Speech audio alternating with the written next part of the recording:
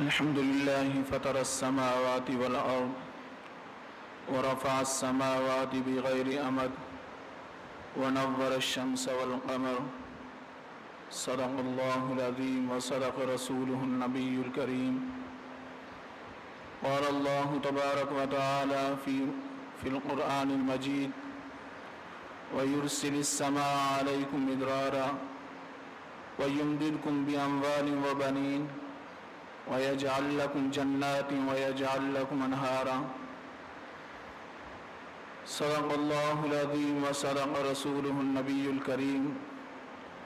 اللهم صل على سيدنا محمد وعلى آل سيدنا محمد وبارك وسلم. نبی اکرم صلی اللہ علیہ وسلم کا فرمان ہے: طوبى لمن وجد في صحيفته استغفارا كثيرا.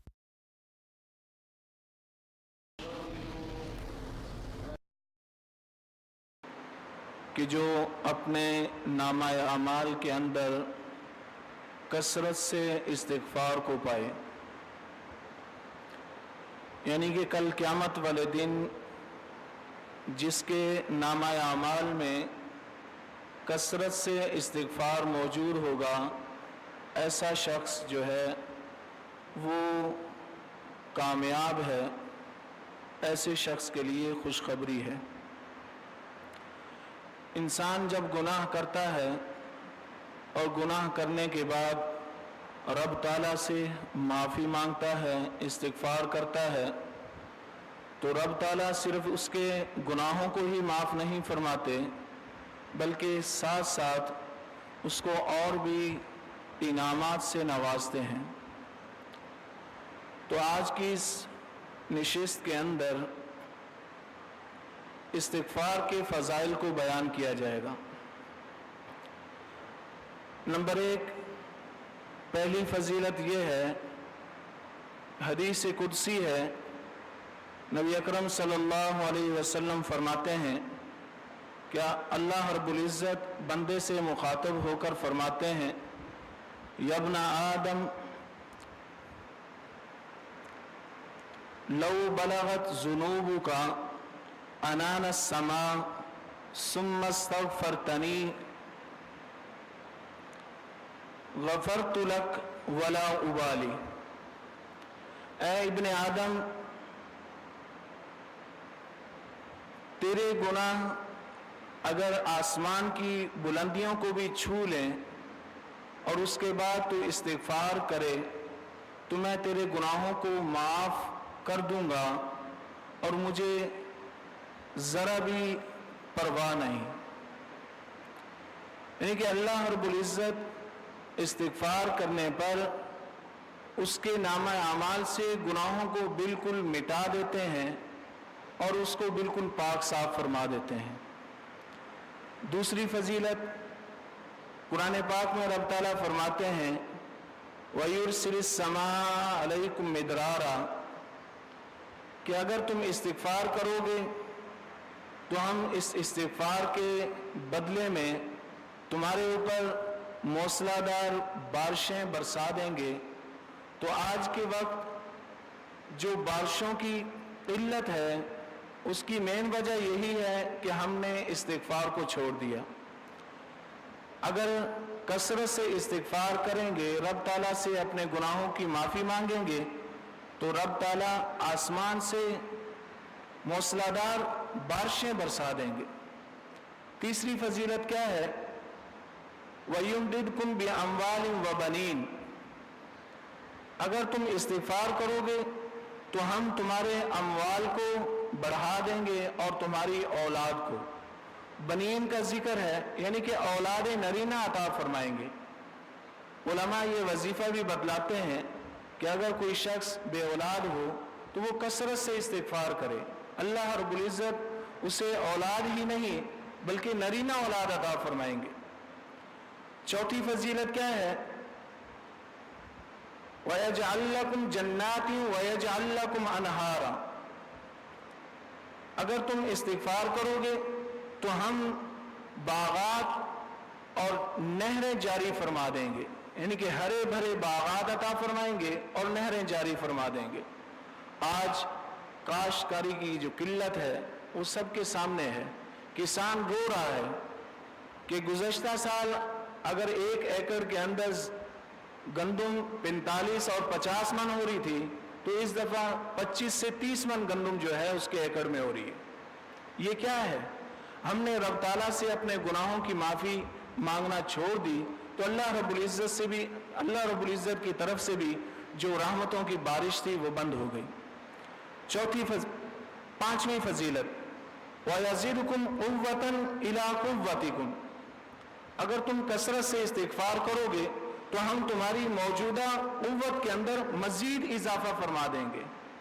आज मुसलमान जो है वो निहत्ता खड़ा हुआ है और कुफार से, अगियार से डरता फिर रहा है। वजह क्या है कि अल्लाह रब्बुल इज़्ज़त से अपने गुनाहों की माफ़ी मांगना छोड़ दी।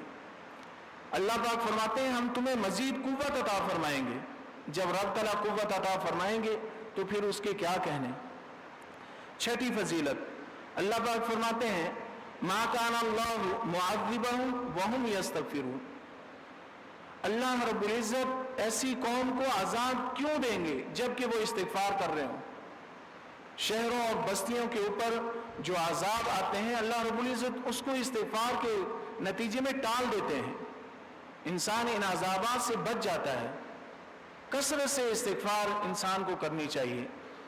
सातवीं फजीलत, अल्लाह पाक फरमाते हैं, नबी अकरम सल्लल्लाहु अलैहि वसल्लम फरमाते हैं मन अक्सर मिनल इस्तिग़फ़ारी जअलल्लाहु लहू मिन कुल्ली हम्मिन फरजा, जो शख्स कसरत से इस्तिग़फ़ार करता है तो अल्लाह रब्बुल इज़्ज़त उसके लिए हर गम से निकलने का रास्ता बता देते हैं और सुझा देते हैं।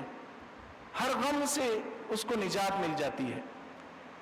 आठवीं फजीलत, आप अलैहिस्सलातु वस्सलाम का फरमान है मन लज़िमल इस्तिग़फ़ारा जअलल्लाहु मिन कुल्ली ज़य्यिकिन मख़रजा, जो इस्तिग़फ़ार को लाजिम पकड़ लेता है तो अल्लाह रब्बुल इज़्ज़त हर तंग रास्ते से उसको निकाल देते हैं। जितनी भी तंगी होगी, जितनी भी मुश्किल में वो फंस जाएगा, अल्लाह रब्बुल इज़्ज़त उसके लिए कोई ना कोई रास्ता निकाल देंगे।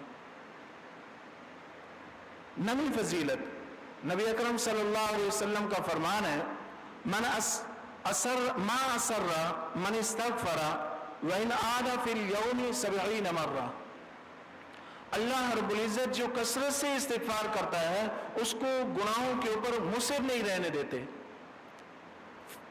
भले दिन के अंदर वो 70 बार गुनाह कर ले, अल्लाह रब्बुल इज़्ज़त उसको 70 बार इस्तिग़फ़ार की तौफीक अता फरमाते हैं और उसके गुनाहों को माफ़ फरमा देते हैं।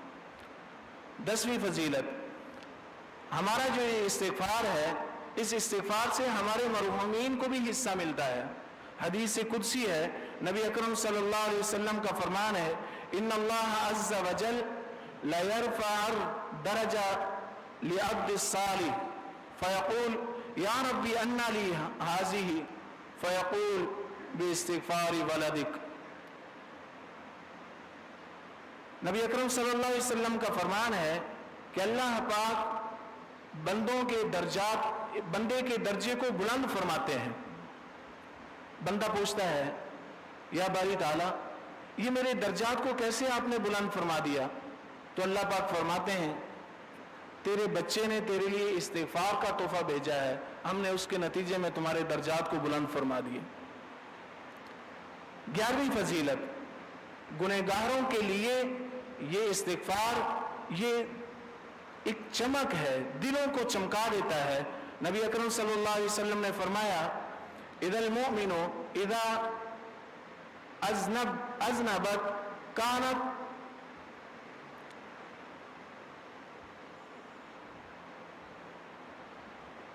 सौदाउ फी क़ल्बी फ़इन ताबा वस्तग़फ़रा सकला क़ल्बहु। जब बंदा इस्तिग़फ़ार करता है, गुनाह करता है, नुक्ततन सौदा, उसके दिल के ऊपर एक स्याह नुक्ता लग जाता है, वो नुक्ते बढ़ते जाते हैं। फिर जब वो इस्तिग़फ़ार करता है तो अल्लाह रब्बुल इज़्ज़त उसके दिल को चमका देते हैं, सेकल कर देते हैं। یہ کتنے فضائل ہیں. ہمیں بھی چاہیے کہ ہم اپنی روزمرہ زندگی کے اندر کثرت سے استغفار کریں. اللہ رب العزت مجھے بھی کثرت سے استغفار کرنے کی توفیق عطا فرمائے اور آپ حضرات کو بھی. وآخر دعوانا ان الحمد للہ رب العالمین.